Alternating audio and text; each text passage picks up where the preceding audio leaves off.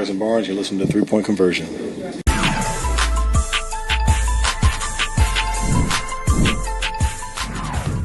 I thought I kind of saw the hurt in your eyes yesterday when I apparently realized there wasn't much media in the room. So I wanted to follow up and ask a question. If that this must be Sam. Yes. We often hear about, especially at the games in a lot of society, that people say, thank you for your service. People, in the military and other places in society. And I know nobody feels sorry for NBA players, because of salaries and things like that. But this is a particularly unusual Olympics, because of, what the players, coming off a short season, wearing masks, short, as Jerry Colangelo said, short traveling party, testing every day. And does it say anything about the NBA players who are participating in this? How, guys like Kevin Durant, who had injuries, the guys from the finals teams who are going to go right from the finals to join you.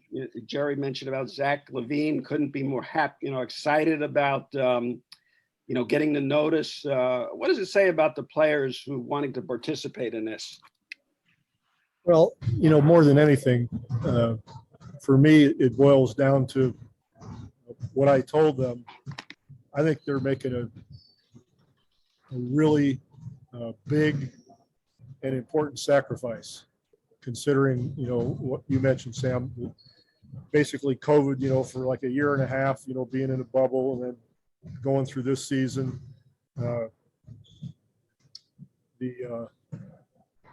Society-wise, social issues that are going on exacerbates, already the feelings you might have during COVID, just being isolated so much, and the quick turnaround to go back over, and especially, the three guys that are going to come right after the finals. I think it's a testament to their character, their desire to show the world that they can be the best basketball team. They love playing, but to me, I call it a sacrifice. They're sacrificing a lot. They can't take their friends or family to Tokyo. I don't know what fans are going to be there. I don't know the way it is, even what Japanese fans are going to be there from everything that we hear. So it's a huge sacrifice, and I think they deserve a lot of credit for that. Thank you. You're welcome. Samuel Rodriguez, you're up then. Tim Reynolds, go ahead. Hey, Coach. This is Samuel Rodriguez from New Stitch Media. Can you talk a little bit about the role Bam is going to have to play on this team, being one of the only true centers on it? Well, he's a center. That's his role. You already figured that out. He does what he does. He's active. He's a rebounder. He runs. He knows how to play with teammates. He handled the ball in Miami a lot. On wings, on elbows, on top, GHOs, splits, pick and rolls. He's going to be very valuable to us, and obviously our best rebounder. Thank you. Next up, Tim Reynolds. Then we'll go to Sean Higgins. Thanks, Craig. Hey, Pop. Hi. To follow up a little bit on Sam's first question, you mentioned yesterday too about the sacrifice players are making, and of course you just referenced it again now, and how you appreciate that it's important to them. What made you decide to make this sacrifice, and why was it important to you as well? Well, I've always been excited about the Olympics. Just like anybody else, as a kid, you watched whatever you were interested in. And way back in 1972, I was able to try out for the Olympic team, and I didn't make it. I've told this story many times, so I apologize, but the powers that be actually selected Doug Collins instead of me. That's hard to believe, isn't it? It's a joke. But ever since then, being part of the Olympics has been a dream. So any opportunity to be part of something so special, just being around the other coaches I'm with, these players, you kind of look in the mirror and you say, what am I doing here? So that's a hell of a privilege and, great fun. A lot of work, obviously, but you just feel amazed that you can be in that kind of company. So you do it for that reason. And if you can represent your country against the rest of the world to preserve, our game and be the best, that challenge is enervating and something that I look forward to. Thank you, Pop. Sean, go ahead, and then we'll go to Raphael Haynes. Hey, so Pop, today the Japanese government declared another state of emergency because due to COVID. So I'm just wondering, what kind of conversations are you having with the USA basketball higher ups and even maybe some of the Olympic higher ups about contingencies and how prepared are you guys if the situation gets to a point where you guys' plans are going to have to change? Right. Well, I can tell you, Jerry Colangelo and Sean Ford, General Dempsey, they're all over that. They're having their discussions every day. I'm sure that they interface with the appropriate officials constantly. I'm not in that mix. I'm worried about what goes on the court, and I have full confidence that we move forward in whatever direction they tell us to. So it's really out of mind, to be honest with you. There are people that are working on that on a daily, minute-to-minute, basis. So I'll follow their lead. Raphael, you're up, and then we'll go to Jeff McDonald. Hey, Pop, hope all is well. This is Raphael Haynes with the 3-point conversion. Pop, kind of a two-part question. You, with so many alphas coming in on this team, and when it comes to leadership, do you let the players figure that out themselves? And then also when it comes to captains, if there are captains, I believe so, but there are captains, how do you work that out? Do you let the players come up with that, or is it by seniority, or how does that work out, if you don't mind sharing? No, that's, I've actually, obviously I've thought about that. I don't know exactly what I'm going to do, to be honest with you. I wanted to come in, run the scrimmages, run the drills, do what we need to do, break bread with these guys, and to some degree see where it lands, instead of, being pedantic and coming in and saying, this is the way it is.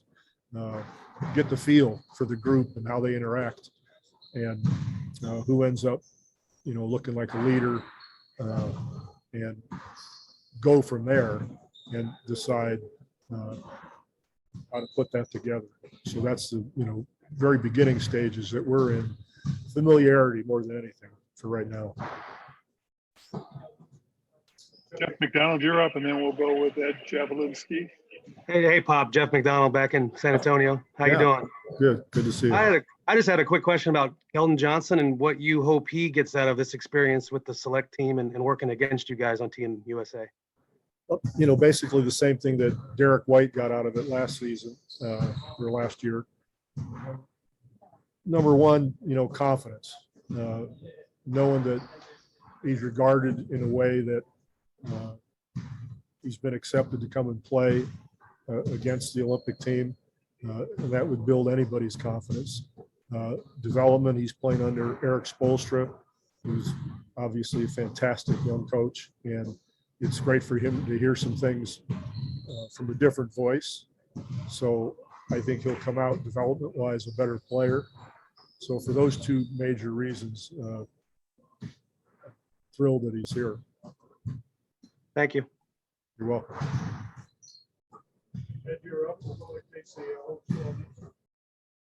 Hi, Coach. Elmas Sablonskas from Basket News. In your group, you will be playing Czech Republic, which along the way to the Olympics beat Canada team with 8 NBA players. So what does it show about this Czech team? And how would you explain this shrinking gap between usual top teams and the other smaller nations? Well, number one, the Czech team is an excellent team. We played them last year. They execute very, very well. They're aggressive. Coaches do a great job. They're very experienced. They know what they want to do. They've played together, quite a bit, obviously, like most of the foreign teams. But it shows you that, once again, every year that goes by, teams are better and better, and all these teams will have 1 or 2 more NBA players. So the talent level goes up every year. When you add that to the execution that they have because of playing together so long, there are many formidable opponents, and the Czech team is one of them. And just a second question, real quick. Luka Doncic put up a triple-double performance in the qualifying tournament final against Lithuania team and led Slovenia to the victory. So what does it say about the player when he can maintain such a high level of play in both NBA and FIBA basketball? And how dangerous can Slovenia can be? Thank you. Sure. Well, he's a spectacular player, as we all know. He's one of the best players in the world. And I emphasize in the world. He, showed himself early on in Europe, and he was a fast study in the NBA for sure. He's fun to watch. His skills, his competitiveness, his size, his innate basketball IQ is so impressive. And, you put 4 hardworking people around him, and you've got a hell of a team. And that's what they have. They are also aggressive. They execute well. The coaching staff is very committed. Everybody wants to win, and nobody wants to win any more than Luka. So I'm sure he's very happy right now, and he'll continue to compete at a high level without any doubt. Thank you. Casey, you're up, and then we'll go with Darren Haynes. Coach, Damian Lillard, after taking a cycle off, signed on to go to the Olympics. How happy were you to have Damian in the fold? And since this is his first chance at international competition, how do you think his game translates to the international game? Well, we'll find out when we get there. It's a different physicality. As you all know, some of the rules are different. But I was thrilled to have him on the team for all the obvious reasons. He's a fantastic scorer. He wants to win. He wants to compete. And he's wanted to do this for a couple of years and been very adamant and vocal about wanting to play on this team, represent the country. So when you get a player that's that skilled, it's a good thing. Absolutely. Thank you, Coach. Sure. Hey, Pop. Darren Haynes from WSA in Washington, D.C. Good talking to you. I haven't seen you in a decade since I lived in San Antonio and worked out there. But what can you say about Bradley Beal? You always talk about guys maybe pounding the rock. That's one thing I learned from you. But there's a lot of great qualities from Bradley Beal. But what's the one thing that you really like out of him? His movement. He is hard to keep up with. Whether he's coming off of back picks or whether he's running a pick and roll or if he's coming off of a single double sort of situation, his balance and his movement, both are very impressive. He stops on a dime. He can pull up and shoot the shot. He can shoot the three. He can back cut and leave you in the dust. His movement really informs his shooting. If you think about the space that he creates because of his stop, start, inability to catch, go up, and knock down the shot. So that shooting ability, along with his excellent footwork, I think is the most impressive thing about him. And he's stronger than I expected. He's a strong young man.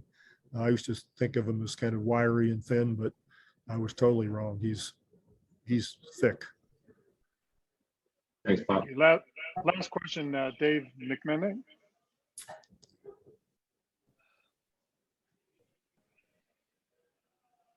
Hey, Pop, good to see you. I'm out here at the NBA Finals, and we're talking to Monty Williams every day, and it came to the realization that back in 95, 96, you were working with the Spurs, and you had a team that had 4 future head coaches on it in Doc Rivers, Vinny Del Negro, Avery Johnson, and Monty. And I wonder if you have any recollections of that team in particular, but also a young Monty Williams, what you saw to him that he has told us that you guys have maintained contact throughout this playoff run. He's he's a special man. He's obviously a fine basketball coach, but his ability to relate to players, to be genuine, to be honest, no tricks, no smoke screens, just straight up caring, loving man. And it shows, it comes out, and players react to it. So back when, he was obviously a young player trying to find his place, and you could tell then that he was a thinking person. You can talk to him about what was going on in games, even at his young age. He was somebody that just innately understood the game, and he had a poise about him, a demeanor that was impressive, just a heck of a teammate at the same time. So those are all traits that have served him well as he's entered the position he's in now. Appreciate you, Pop. Sir. Thank you all.